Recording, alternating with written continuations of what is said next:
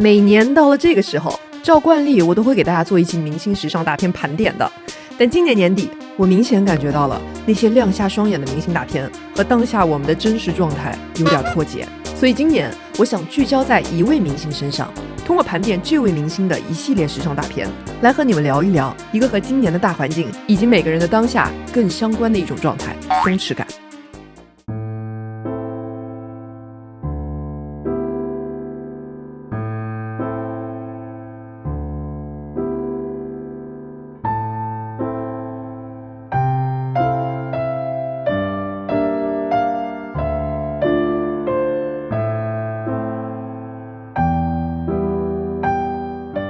我将结合今年曝光度最高也是好评度最高的中国女明星之一汤唯，结合汤唯今年出现在各大电影节以及杂志上的造型，她事业的低谷和巅峰饰演过的极度成功以及极度扑街的几个角色，来说说在演员这条路上终于找到了什么适合她的汤唯，在时尚造型上是如何频频翻车，而且越来越让人看不懂的。最后我们再从她父亲在最近的一次采访中送给她的8个字来跟大家聊聊汤唯的松弛感到底来自于哪里。首先我想说，一直都想出一支片子讲汤唯，但一直没讲，很重要的原因是因为她的物料真的太少了。她平时不用社交网站，很少出席活动，极少拍摄封面，出片量少得可怜。现在除了演戏，其他时间都在家里种地，这样的女明星现在哪里找啊？但不得不说，今年汤唯的曝光量应该算得上是历史新高了。其实像汤唯这样的一线女明星，基本上都只会在有作品的时候才登上杂志封面并接受专访，因为对他们来说，有东西可输出比出一张美图要重要得多。这也是为什么一旦这些女星有电影作品要上，你就会在短时间内在各大时尚杂志的封面上频繁看到她们。在汤唯今年虽然和往年相比算是曝光最多，但也没多少的杂志封面中，网友们最受好评的要数今年韩国版家人8月刊的封面了。封面的主题紧扣今年汤唯大热的电影《分手的决心》，用湿发裸肌、深色唇造型、冷艳的色调，很好的展现出了汤唯身上的神秘感。除了纯色外，保持清雅的妆容，也很好的保留了汤唯五官的特色。不管是从故事感还是从造型完成度来说，都可以说做得不错。那我们再来看看国内几大刊拍摄的汤唯。Vogue 5月刊拍摄的汤唯主打电影主题，封面刚一释出就被粉丝骂惨了。这样大片中一眼看上去最先看到的不是汤唯，而是她脖子上闪闪惹人瞎的大珠宝。内页大片相对好一些，更多的去强调电影的氛围感，然而却无限弱化了汤唯的存在。你想象一下，这组片子换上任何一位女艺人的脸，感觉是不是都可以？而时尚芭莎的9月刊则干脆连噱头也不要了，光看片子你基本看不出来她想要表达什么概念。我读了一下官方给出的文字解读，感觉芭莎应该是想要表达汤唯身上的自然和松弛感。当然汤唯是美的，但作为一本时尚杂志的9月刊封面来讲，这本杂志也是有点过于松弛了，简直就是为汤唯拍了一组精美写真，既没有凸显出汤唯身上那种层次丰富的文艺气质，也没有表现出当下时装潮流的特点，可以说呈现效果还不如汤唯的一些路透图了。网友们纷纷表示，芭莎可以退出今年的9月刊封面大战了。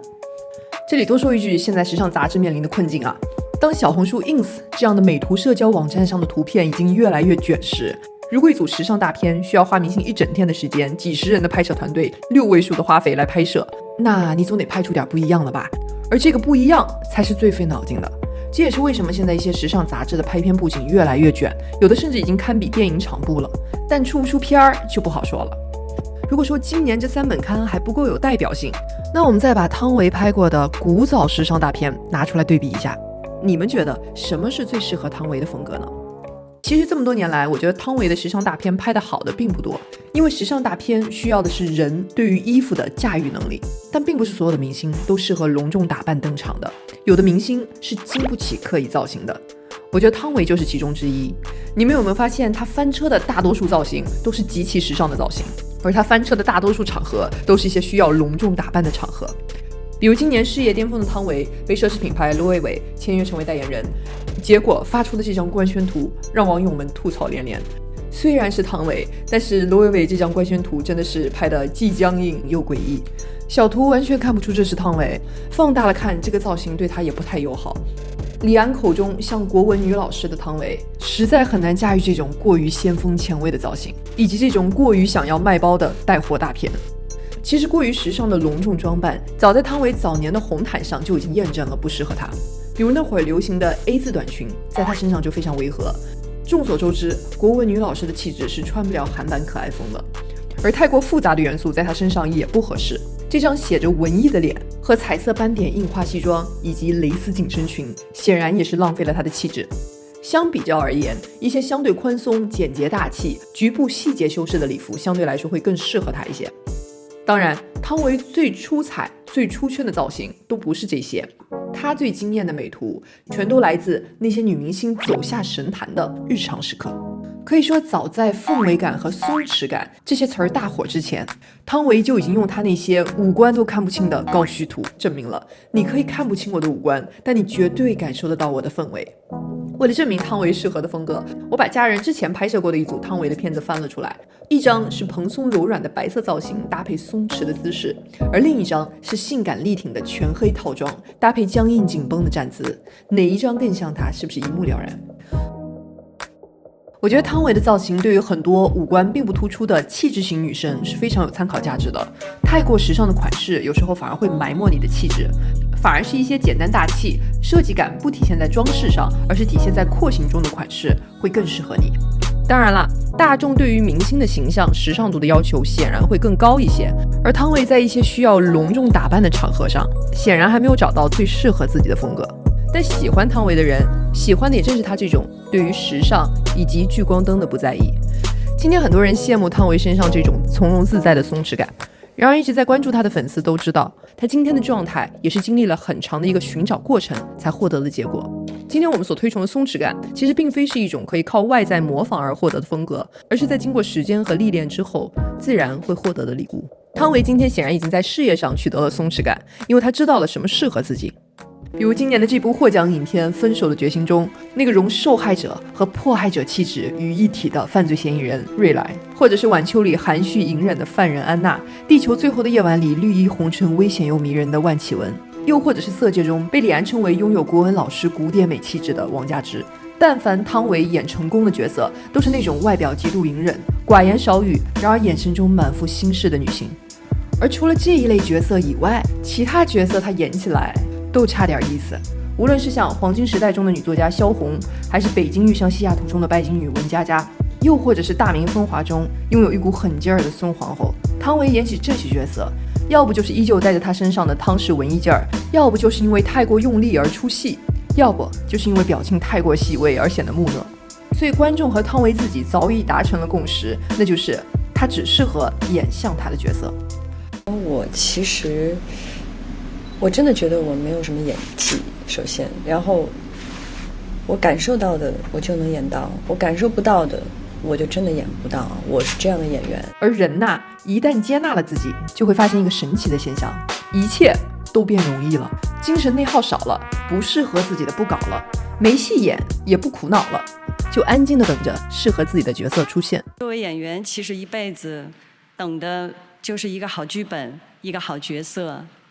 有时候要等几个月，有时候几年，甚至十几年。我真的很幸运，我等到了宋瑞来。这一点也是我觉得汤唯跌宕起伏的职业道路上对我们普通人非常有启发的一点。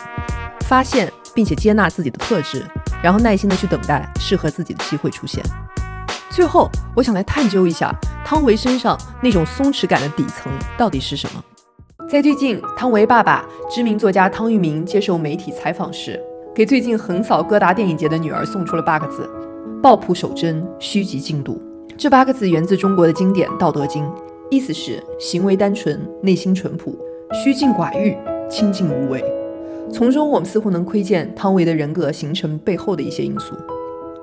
15年前，电影《色戒》的成功，曾经让汤唯的事业一夜之间到达巅峰，然后瞬间坠入谷底。